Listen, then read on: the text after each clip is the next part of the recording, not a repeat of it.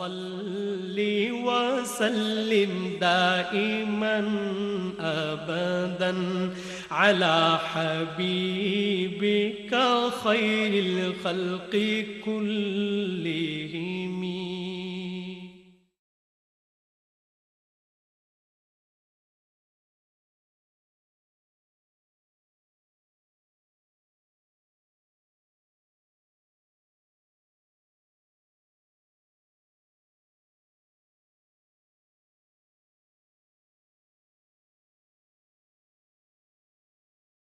بسم اللہ الرحمن الرحیم. الحمدللہ منشی الخلق من عدمی ثم الصلاة علی المختار فی القدمی مولاي صلی وسلم دائما ابدا علی حبیبک خیر الخلق کلہم. ناظرین محترم، قصیدہ بردہ شریف کی 7ویں فصل کا اختتامی مرحلہ ہے، اور امام شرف الدین محمد بن سعید البصیری رحمہ اللہ نبی کریم رؤوف الرحیم علیہ السلام کے معجزات اور کمالات کو بیان کر رہے ہیں، اور معراج النبی صلی اللہ علیہ وسلم کا تناظر ہے. رسول اللہ صلی اللہ علیہ وسلم کے بلند مراتب اور درجات، ان کا تذکرہ آپ فرما رہے ہیں. بہت سارے معجزات کا ذکر ہو چکا، اور ان کمالات کو بیان کرتے ہوئے ایک ایسی جہت کی طرف امام بصیری ہمیں متوجہ کر رہے ہیں عموماً جس کی طرف خیال اور دھیان نہیں جاتا، اور بلکہ اچھے اہل علم کا خیال بھی اس طرف نہیں جاتا. یہ کسی صاحب حال اور صاحب کمال کی توجہ ان امور کی طرف جاتی ہے. اور امام بصیری رحمہ اللہ تعالی نے اس فصل کا اختتام اسی مرحلے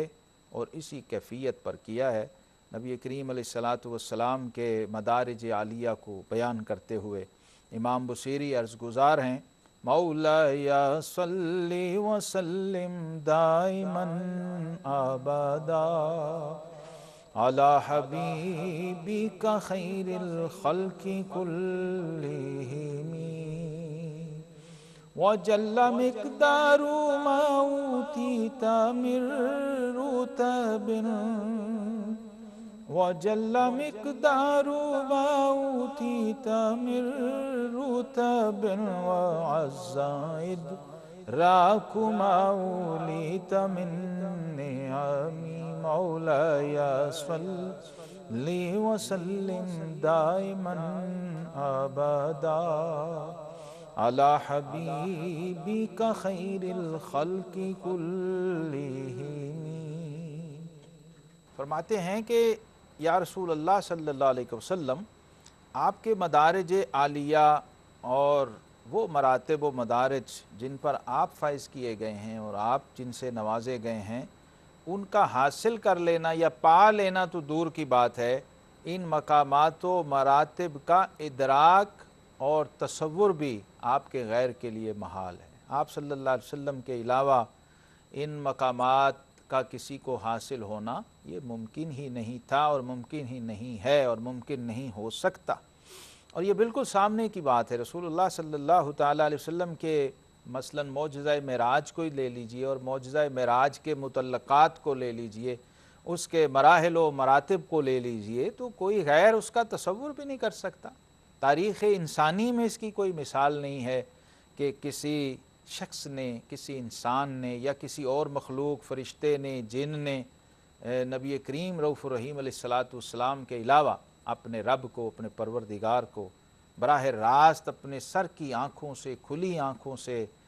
بجسد ہی دیکھا ہو یا دیدار الہی کا ایسا شرف پایا ہو. کسی کے نصیب میں نہیں آیا. پھر یہ مراتب قرب اور ایسا وصل اور اس انداز کا وصل جو رب کائنات نے اپنے حبیب کریم رؤوف الرحیم صاحب التاج والمعراج صلی اللہ علیہ وسلم کو عطا فرمایا ہے، وہ کسی اور کے حصے میں نہیں آیا. اسی کی طرف اشارہ فرما رہے ہیں کہ آپ صلی اللہ تعالیٰ علیہ وسلم کے خصائص، آپ کے معجزات، آپ کے کمالات ایسے ہیں کہ جن میں کوئی فرشتہ اور کوئی پیغمبر بھی دوسرا آپ صلی اللہ علیہ وسلم کے ساتھ شریک نہیں ہے. تو اس شعر میں اسی طرف اشارہ کیا کہ یا رسول اللہ صلی اللہ علیہ وسلم،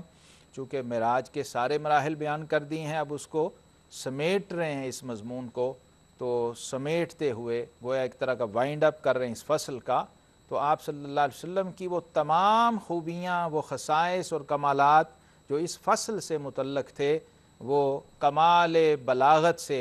امام بصیری نے کمال اختصار سے اس ایک شعر کے اندر اس کو سمو دیا اور اشارہ کیا رسول اللہ صلی اللہ علیہ وسلم کے ان کمالات کی طرف جو آپ صلی اللہ علیہ وسلم کو عالم بالا میں اور عالم معراج میں اور لا مکان میں عطا ہوئے۔ اس لیے میں نے عرض کیا تھا کہ ان کمالات کی طرف عام عقل اور عام ذہن اکثر متوجہ نہیں ہوتے۔ امام بصیری رحمہ اللہ کہ اللہ تعالیٰ درجات بلند کرے، انہوں نے ہمیں ہمارے آقا علیہ الصلاۃ والسلام کی سیرت اور آپ صلی اللہ علیہ وسلم کے کمالات کی ایک انتہائی نادر اور بڑی مخفی جہت کی طرف متوجہ کیا، اور رسول اللہ صلی اللہ علیہ وسلم کے ان کمالات کو اس شعر میں بیان کیا، ان خوبیوں کو، ان خصائص کو جو معراج سے متعلق ہیں اور جس کے لیے اللہ تعالیٰ نے آپ کو اس عالم اسباب سے اور مادی دنیا سے باہر بلا کے اپنا دیدار بھی کروایا اور عالم بالا، عالم سماوات، عالم ملکوت، عالم جبروت اور لاہوت کے مشاہدات کروائے۔ گویا ازل سے ابد تک کے سارے مناظر نظام جزا و سزا دیکھ آئے۔ نبی کریم علیہ السلام کا یہ وصف ہے اور کمال ہے، اور آپ صلی اللہ علیہ وسلم کا خاصہ ہے کہ ہوئے آپ دار الفنا سے روانہ، گھڑی بھر میں دار البقا دیکھ آئے، اور بھلا اس کا ثانی کہاں کوئی ہوگا جو خود جا کے اپنا خدا دیکھ آئے۔ امام بصیری رحمہ اللہ اسی طرف اشارہ کر رہے ہیں، اور یہ آقا علیہ السلام کا خاصہ ہے، کسی اور 1,24,000 کم و بیش انبیاء اور رسل میں کسی اور کو یہ شرف اور یہ اعزاز اس انداز سے حاصل نہیں ہوا۔ اس لیے جو اہل نظر ہیں وہ کہتے ہیں کہ فراز طور پر وہ بے نقاب کیوں ہوتے کہ آشنا کی تجلی تھی آشنا کے لیے۔ اور پھر یہیں ایک بشارت کی، خوشی اور سرشاری کی کیفیت طاری ہوئی امام بصیری پر، اور ہر صاحب ایمان پر طاری ہو جاتی ہے اور ہو جانی چاہیے۔ اسی تسلسل میں آپ فرماتے ہیں بشرا لنا معشر الاسلامی ان لنا، بشرا لنا معشر الاسلامی ان لنا من العنایات رکنا غیر منہدم، مولاي صل وسلم دائما ابدا على حبیبک خیر الخلق کلہم۔ کہتے ہیں اے مسلمانوں، اے امت مسلمہ، اے گروہ مسلمین، ہم سب کے لیے یہ کتنی بڑی خوشی کا اور بشارت کا مقام ہے کہ رب کائنات نے ہمیں ذات رسالت مآب صلی اللہ علیہ وسلم کے ساتھ وابستہ کر دیا۔ حضور علیہ الصلاۃ والسلام اور آپ کا دین جس کی یہ شان ہے، هو الذی ارسل رسولہ بالہدی ودین الحق لیظہرہ علی الدین کلہ، کہ آپ صلی اللہ علیہ وسلم حق کے ساتھ آئے، حق لے کر آئے، حق بن کر آئے اور دین حق لے کر آئے۔ اس کی طرف متوجہ کر رہے ہیں امام بصیری کہ یہ کیسا خوشی کا مقام ہے، کتنا بڑا مجدہ ہمارے لیے ہے کہ خدا کے فضل و کرم سے حضور علیہ الصلاۃ والسلام کی شریعت حقہ یہ ہمارے لیے ایک ستون ہے، اور ایسا ستون غیر منہدمی، جو کبھی بھی منہدم اور مسمار ہونے والا نہیں ہے، ٹوٹنے والا نہیں ہے، بلکہ ایسا مضبوط ستون ہے کہ جس کی برکت سے یہ باقی سارا نظام کائنات کھڑا اور قائم ہے۔ رسول اللہ صلی اللہ علیہ وسلم کی ذات گرامی، آپ کا بھی یہی وصف، آپ کی رسالت بھی دائمی ہے، آپ کے کمالات بھی دائمی ہیں، اور اس میں ابدیت ہے، ہمیشگی ہے، کیونکہ رب کریم نے حضور صلی اللہ علیہ وسلم کو تمام عالمین کے لیے رحمت اور رسالت عطا فرما کے بھیجا۔ آقا علیہ السلام فرماتے ہیں ارسلت الی الخلق کافہ،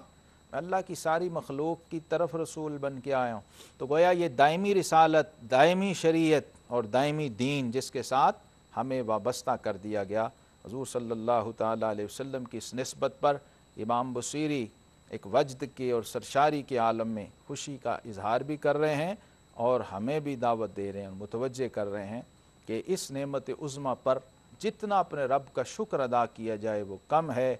کہ وہ امت جس کے اندر شامل ہونے کے لیے جلیل القدر اور اول العزم انبیاء اور رسل علیہم السلام خواہش کرتے رہے، ہمیں بغیر خواہش کے رب نے خاص فضل سے اس امت کا فرد ہونے کا شرف عطا فرمایا، رسول اللہ صلی اللہ علیہ وسلم کی نسبت عطا فرمائی۔ اس لیے علامہ اقبال فرماتے ہیں کہ پس خدا بر ما شریعت ختم کر اور بر رسول ما رسالت ختم کر۔ حضور علیہ الصلوۃ والسلام کے لیے رب کائنات نے فرمایا تھا وَلَسَوْفَ يُؤْتِيكَ رَبُّكَ فَتَرْضَىٰ، کہ حبیب ہم ان قریب آپ کو اتنا عطا کریں گے اور اتنا نوازیں گے کہ آپ راضی ہو جائیں گے۔ اور آقا علیہ السلام نے اس وقت جبریل امین سے کہا تھا کہ جبریل یاد رکھنا میں اس وقت تک راضی نہیں ہوں گا جب تک میرا آخری امتی بھی جنت میں داخل نہ ہو جائے۔ اب بتائیے اس سے بڑا خوشی کا اور بشارت کا مقام کیا ہو سکتا ہے کہ انبیاء دعا کر رہے ہیں کہ مولا ہمیں اس امت میں شامل فرما دے۔ حضرت موسیٰ علیہ السلام جیسی جلیل القدر ہستیاں اور عیسیٰ علیہ الصلوۃ والسلام جیسے اولو العزم رسول وہ یہ خواہش کرتے ہیں اور پھر ان کی یہ دعا قبول بھی ہوتی ہے۔ اسی تسلسل میں اس فصل کو مکمل کرتے ہوئے امام بصیری رحمہ اللہ فرماتے ہیں لما دعا اللہ داعینا لطاعته لما دعا اللہ داعینا لطاعته بأکرم الرسل کنا اکرم الامم مولاي صلِّ وسلم دائما ابدا على حبيبك خير الخلق كلهم۔ فرماتے ہیں کہ یہ رب کائنات کا ہم پہ فضل تھا کہ رسول اللہ صلی اللہ تعالیٰ علیہ وسلم جو دعوت لے کر آئے اس امت کی طرف، اللہ کی طرف سے داعیاً الی اللہ باذنہ و سراجا منیرا کی شان سے آئے، تو اس مالک الملک کا ہم پر یہ کرم ہے کہ اس نے اپنے حبیب کریم علیہ السلام کی اس نسبت کے طفیل ہم جیسوں کو خیر امت کہہ کے پکارا، خیر الامم کہہ کے پکارا۔ کیوں؟ اس لیے کہ رسول اللہ صلی اللہ علیہ وسلم خیر الرسل ہیں، خیر البشر ہیں، اور حقیقت میں خیر الامم اور خیر الناس ہیں اور خیر خلق اللہ ہیں۔ تو آپ علیہ الصلوۃ والسلام کی اس نسبت رفیع کے طفیل ہم بھی کنتم خیر امتن کہہ کر پکارے گئے۔ رب کائنات نے اپنے حبیب کریم علیہ الصلوۃ والسلام کے طفیل و تصدق ہمیں جب خطاب کیا کنتم خیر امت جو کہا رسول اللہ صلی اللہ علیہ وسلم کی امت کو، تو اس میں ایک وجہ تو آقا علیہ السلام کی نسبت ہے، اور دوسری خاص وجہ کیا ہے کہ وہ مشن جو انبیاء کرام علیہم السلام لے کے آ رہے تھے دعوت و تبلیغ کا، وہ ذمہ داری بھی اس امت کو سونپی گئی۔ چونکہ یہاں پر نبوت ختم ہو رہی تھی، تاجدار ختم نبوت صلی اللہ علیہ وسلم کی امت ہونے کے ناطے اس امت کو وہ ذمہ داری سونپی گئی کہ آقا علیہ السلام نے فرمایا کہ ان العلماء ورثۃ الانبیاء، میری امت کے جو علماء ہوں گے وہ انبیاء کرام کے وارث ہوں گے،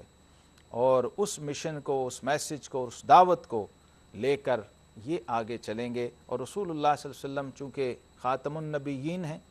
خاتم الکتب آپ پر نازل ہوئی، اور خاتم الشریعہ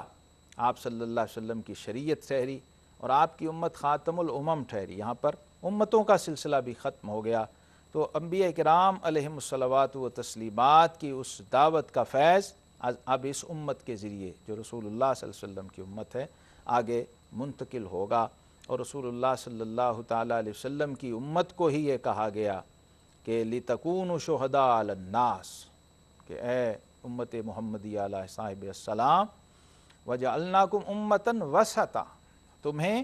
درمیانی، اوسط اور عدل والی اور توازن والی امت بنایا ہے، اور وہ اس لیے بنایا ہے تاکہ کل قیامت کے دن تمہیں باقی امتیوں پر، باقی جو امتیں سابقہ ہیں ان پر بطور گواہ لایا جائے، اور وَيَكُونَ الرَّسُولُ عَلَيْكُمْ شَهِيدًا، اور پھر رسول اللہ صلی اللہ علیہ وسلم کو تم پر گواہ لایا جائے۔ یہ اس امت کا کمال اختصاص اور کمال عظمت ہے جس کا اظہار اس شعر کے اندر ہوا، اور نبی کریم علیہ الصلوۃ والسلام کی شان معراج کو امام بصیری نے بیان کیا، اور اس انداز سے بیان کیا